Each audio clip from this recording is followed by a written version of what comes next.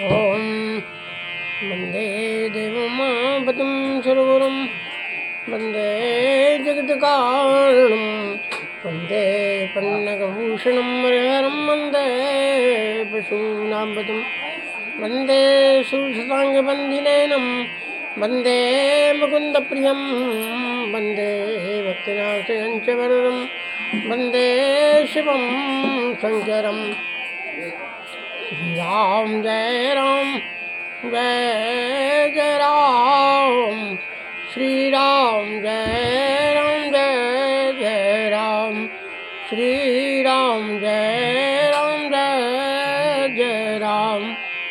कौशल्या के प्यारे राम, दशरथ राज दुलारे राम, श्री राम जय जय राम।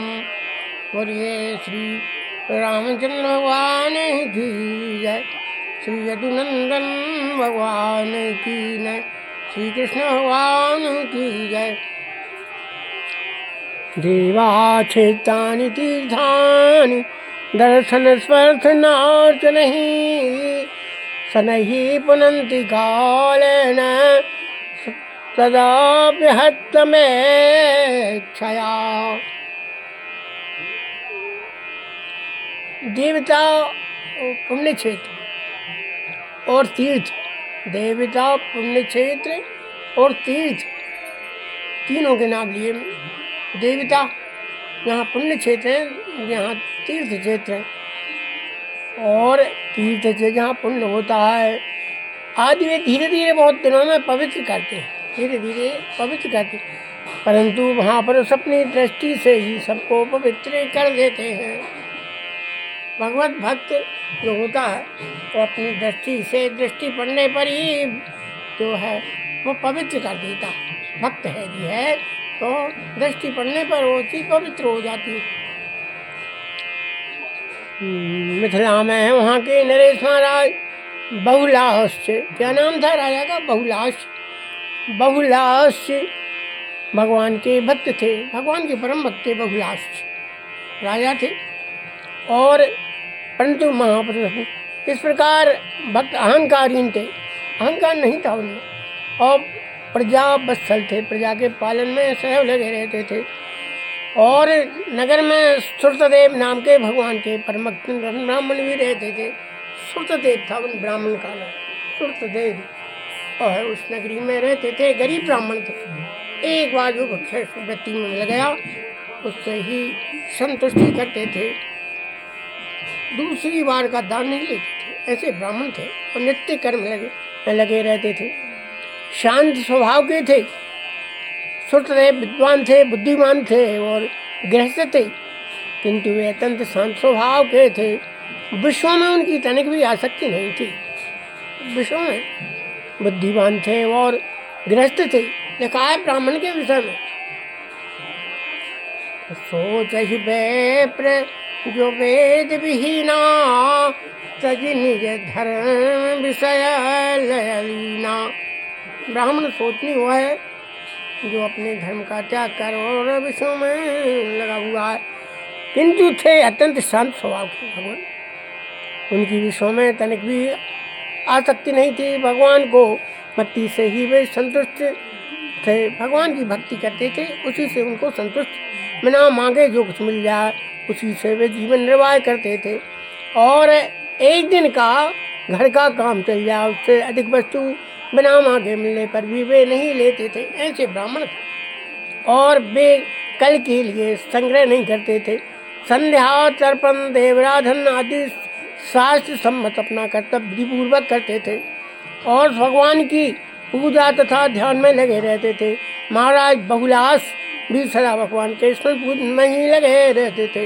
राजा भी ऐसे थे और भगवान की प्रसन्न करने के लिए महाराज यज्ञ दान और गौ ब्राह्मण तथा अतिथि का पूजन नदी आदि बड़ी श्रद्धा से करते थे। अतिथि का मतलब बनते हो, अतिथि मतलब जो अचानक कोई घर आ जाए वह अतिथि कहता है, उसका जो है जलपान कराना चाहिए।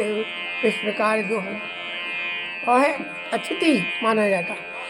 अब सत्यभामा जी के पिता सत्राजित को सत्यधनवा ने रात में छिपकर भगवान में प्रवेश करके मार दिया। किसको मारा? सत्यधामा जी के जो पिता थे उनका नाम था सत्राजित। क्या नाम था? सत्राजित। सत्यधनवा ने मारा रात में छिपकर। सत्राजित पिताजी का नाम था सत्यभामा जी के, और मारा सत्यधनवा ने। उस समय श्री राम कृष्ण द्वारका में नहीं थे, भगवान श्री कृष्ण और बलराम वहाँ नहीं थे। और सत्यभामा जी के पिता को मारा। समाचार कर वे हस्तिनापुर से आए और सत्यधनवा भाई के मारे घोड़े पर बैठकर भागा। घोड़े पर बैठ गया, डर के मारे वो भाग गया। बलराम जी के साथ श्री कृष्ण ने उसका रथ में बैठकर पीछा किया। अब दोनों भाई बलराम जी श्री कृष्ण दोनों रथ में बैठे उसके पीछा कर रहे। और पीछा करने के पश्चात मिथिला नगर के बाहरी उपवन में एक बगीचा था। मिथिला के बाहर पहुंचकर सत्यधनवा को मारा गया। सत्यधनवा को वहाँ मार दिया। और उस समय श्री कृष्णचंद्र तो द्वारका लौट गए। भगवान श्री कृष्ण तो द्वारका लौट में आ गए, किंतु बलराम जी मिथिला में महाराज बहुलास के समीप चले आए और महाराज की भक्ति सेवा तथा प्रेम से प्रसन्न होकर और द्वारका से बार बार संदेश आते रहने पर भी बलराम जी भी मिथिला में लगभग 3 वर्ष रह गए। बलराम जी मिथिला में 3 वर्ष रहे थे और मिथिला नरेश को संतुष्ट करके वे द्वारका आ गए। उनको राजा को संतुष्ट किया और फिर वो पुनः द्वारका चले गए। जब से महाराज बहुलास और विप्र सुतदेव ने सुना कि भगवान श्री कृष्ण मिथिला के बाहरी उद्यान तक आकर लौट गए। उन्होंने सुना, बहुलास राजा ने, कि सुतदेव ने सुना भगवान श्री कृष्ण मिथिला के बाहरी उद्यान तक बगीचे तक लौट गए। तो तब से उनका हृदय व्याकुल रहने लगा। उनको बड़ा दुख हुआ। भगवान जो है इस नगरी से चले गए। दोनों को ही लगा कि अवश्य हमारी भक्ति में, हमारे प्रेम में भी कमी है, इसलिए भगवान चले गए। भगवान तो दया सागर हैं, वे तो अकारण दया करते हैं। अवश्य हम में कोई बड़ी जो है त्रुटि है जिससे इतने समीप आकर भी भगवान हमें दर्शन नहीं देते। इसलिए समझ लेना चाहिए कि हम में कोई त्रुटि है। और दोनों ओर भी प्रेम से भगवान की पूजा तथा उनके नाम जप में लग गए। सच्चे प्रेम का ही लक्षण है कि निराश होने पर भी प्रेमी भक्त का भजन छूटता नहीं। भैया प्रेमी जो भक्त है उसका पिता तुम्हें बंधु सखा, तुम्हें विद्या द्रवणम, तुम्हें शर्मम मम देव देव। बोलिए श्री कृष्ण भगवान की जय। इस समय आप वर्तमान में बहुलास एक राजा हैं, बड़े धार्मिक राजा थे। उनकी कथा आप श्रवण कर रहे हैं। और यह इनका निवास कहाँ था? उनके निवास का मिथिलापुर में, वहाँ की सीता जी का जन्म स्थल था। वह मिथिला की जो है राजकुमारी थी। उसी मिथिला में राजा जनक थे। उसका नाम जो है जनकपुर पड़ा, मिथिला। जब से महाराज बहुलास और विप्र सुतदेव ने सुना कि भगवान श्री कृष्ण मिथिला के बाहरी उद्यान तक आकर लौटे है, तब से उनका हृदय व्याकुल रहने लगा। बहुलास राजा जो है उनको बड़ा दुख हुआ, बड़ा पश्चाताप किया उन्होंने। इससे उनका भजन और बढ़ जाता है। जो ऐसा समझते हैं, ब्राह्मण सुतदेव तथा राजा बहुलास पर कृपा करके उन्हें दर्शन देने के लिए द्वारका नाथ पर बैठकर मिथिला पधारे। उनके दर्शन देने के लिए भगवान मिथिला पधार गए। आया आपको समझ?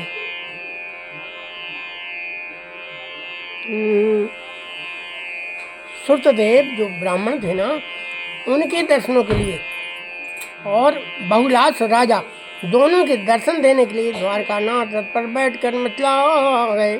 मिथिला जी आ गए, समझ लो, द्वारका नाथ। और भगवान के साथ देवर्षि नारद, वामदेव, अत्रि, व्यास जी, परशुराम जी, असत्य, अरुणि, ऐसे सब लोग जो हैं, सुखदेव जी, बृहस्पति, कर्ण, मैत्री, च्युवन और ऋषि मुनि भी द्वारका से मिथिला आए। भगवान कृपा देखिएगा, भगवान का साथ जो है ये नहीं छोड़ा उन्होंने, वह भी साथ में पधारे।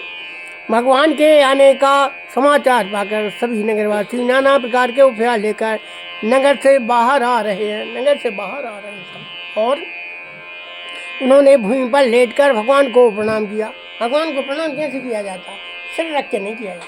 भगवान का प्रणाम जो है बिल्कुल आगे पैर पसार के और हाथ पसार के सिर नीचे रख के प्रणाम किया है, उसको कहते हैं साष्टांग प्रणाम।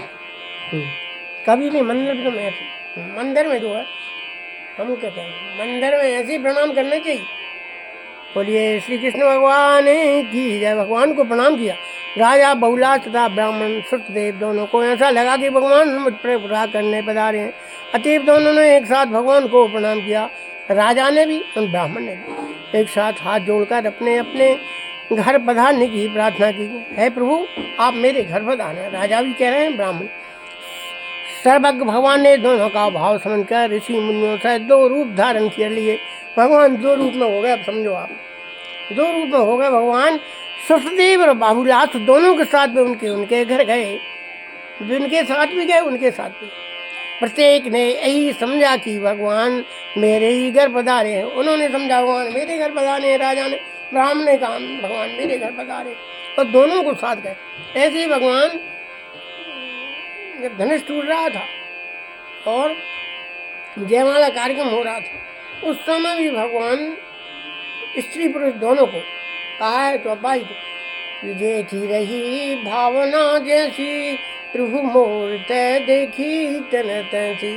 वहाँ अपने अपने भावना के अनुसार भगवान ने शरीर धारण कर लिया। और विजयराज जनक बहुलास सुने अपने राजभवन में भगवान को तथा ऋषियों को स्वर्ण के सिंहासन पर बैठा कर उनके चरण धोए। भैया राजाओं के स्वर्ण की सिंहासन रहती थी, स्वर्ण की सिंहासन पर बैठकर उनके चरण धुलाए। भगवान विधि पूजा की। भगवान के चरणों को अपनी गोद में लेकर धीरे धीरे दबाते उन्होंने भगवान की स्तुति की। अब दबा रहे हैं, भगवान की चरण दबा रहे हैं। है प्रभु कुछ दिन यहाँ निवास करके अपनी सेवा से मुझे एक साथ होने का अवसर दें। भगवान ने उनकी प्रार्थना स्वीकार कर ली। दूसरी ओर सत्यदेव अपनी कुटिया पर भगवान को लेकर पहुंचे। कुटिया थी ब्राह्मण की। भगवान कृपा का अनुभव करके प्रेम में इतने तन्मय हो गए कि सब सुध बुध भूल गए और अपना दुपट्टा फहराते उड़ाते हुए भगवान के मंगलमय नामों का कीर्तन करके नाचने लगे। उनकी सुधन नहीं रहे, नृत्य करने नाचने लगे। जब कुछ देर में सावधान हुए तब कुछ की चटाई पीढ़ा वेदिका आदि पर उन्होंने सबको आसन दिए। कंगाल ब्राह्मण की झोपड़ी में सबके बैठने के लिए चटाई भी पूरी कांटे आती। सत्यदेव ने भगवान के चरण धोए और वह चरणों तक मस्तक पर चढ़ाया। पूजा क्रम किस क्रम से करनी चाहिए वे इस बात को भूल गए। मैं कैसे पूजा करूं? भगवान को कंद मूल तथा फल और खस पड़ा हुआ शीतल जल उन्होंने निवेदित किया। तुलसी के नीचे की सुगंधित मिट्टी उनके लिए चंदन था। दुर्गा दूरबादल कुश तुलसी दल और कमल के फूल, बस इतनी सामग्री थी उनके पास पूजा करने की। उन्हीं से उन्होंने भगवान की पूजा की। शुद्ध भक्ति के आवेश में आत्मविस्मृत हो गए थे। आत्म का ध्यान नहीं रहा। भगवान चुपचाप भक्त के भाव को देखकर प्रसन्न हो रहे थे। भगवान तो प्रसन्न हो रहे थे। तो क्या कहते हैं सत्यदेव जी के संबंध में श्री प्रियादास जी ने जो कब लिखा है उस प्रकार है, उसे आप ध्यानपूर्वक लें। जिन्हीं के हरि नित्य और बसें, जिन्हीं के हरि नित्य और बसें, तिन्हीं को पद रेणु चैन देन आभरण कीजिए। जिन्हीं के हरि नित्य डर बसें, तिन्हीं की पद रेणु चैन देन आभरण कीजिए। योगेश्वर आदि रस स्वाद में प्रवीण महा विप्र स्तुति देवता की बात कही दीजिए। आए हरि घर देख गयो प्रेम भरियो, ऊंचो कर करी पट फेरी मत बीजिए। और जिसे साधु संगत में ना प्रसंग किया उपदेश समोस बाढ़ पाम लीजिए। जिन भक्तों के हृदय में सदा हरि का वास करते हैं उनके चरणों की धूल अखंड आनंद देने वाली है। उसी को भूषण मानकर मस्तक पर धारण कीजिए। भगवान की जो चरण धूल है उसको भैया जो है क्या मानना चाहिए, अखंड आनंद देने वाली है। और गहना है आपका, क्या है, जैसे आप गहने पहनते हैं ना, घड़ी पहनते हैं, जेवरात पहनते हैं, भगवान की चरण धूल आपका गहना, और मानकर मस्तक पर धारण कीजिए। नो योगी सराजी सभी भक्त प्रेम रस के आस्वादन में परम चतुर हैं। उनमें से श्री सुखदेव ब्राह्मण की बात कहता हूँ। भगवान को घर में आया, देखा उनका हृदय प्रेम से भर गया। उस ब्राह्मण का दोनों हाथों को ऊंची उठाकर वस्त्र फिरा फिरा कर वे नाचने लगे और प्रेम में ऐसे मग्न हो गए कि श्री के समय आए हुए साधु संतों का स्वागत सत्कार बिना प्रणाम आदि ही ना कर सके। प्रेम में, इतने प्रेम में बेबल हो गए भगवान के कि जो अतिथि आए थे उनका भी स्वागत नहीं कर सके। तब भगवान ने उन्हें सावधान करके उपदेश दिया कि वे संत मुझसे भी बढ़कर श्रेष्ठ हैं, इनके चरणों का अर्चन वंदन करो। भगवान कह रहे हैं भैया कि मेरे साथ इनका चरण वंदन करो। सुर से जब पूजा करके स्तुति करके कुछ सावधान हुए, तब भगवान ने उन्हें संतों का महत्व समझाया और ऋषियों का पूजन करने को कहा। अब संतों का महत्व, अभी तक सुरदेव ने जानबूझकर ऋषियों का पूजन ना किया हो, ऐसी बात नहीं थी। वे तो अपने को भूल गए थे जब उन्होंने उसी श्रद्धा उसी सम्मान से प्रत्येक ऋषि का पूजन और किया जिस प्रकार भगवान ने पूजन किया था, और सबको उन्होंने भगवान का स्वरूप ही मानकर उनकी सेवा की। सुरदेव की जिस झोपड़ी में बैठने के लिए पूरे जो है पीढ़े और चट्टाइयाँ भी नहीं थीं, और उसी झोपड़ी में ऋषियों के साथ समस्त ईश्वरों के स्वामी द्वारकानाथ प्रभु उतने ही दिनों तक रहे जितने दिन वे जनक के राजमहल में रहे। बताइए अब आप, भगवान के उस श्रोत ब्राह्मण के पास रहे भगवान, कितने दिन महल में रहे। एक कंगाल और एक राजराज दोनों श्री कृष्ण चंद्र के लिए समान है, और उन्होंने यहाँ प्रत्यक्ष दिखा दिया। कुछ दिन वहाँ रहकर राजा बहुलास तथा ब्राह्मण सुखदेव ने से विदा लेकर वे द्वारका लौट आए।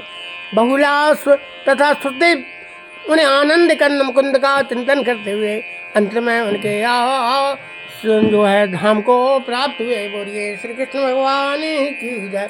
श्री राधे श्री राधे राधे राधे श्री राधे रुक्मणी राधे श्री राधे गोविंद राधे गोपाल राधे श्री राधे रुक्मणी राधे गोविंद राधे गोविंद राधे गोपाल राधे। बोलिए श्री कृष्ण भगवान की जय।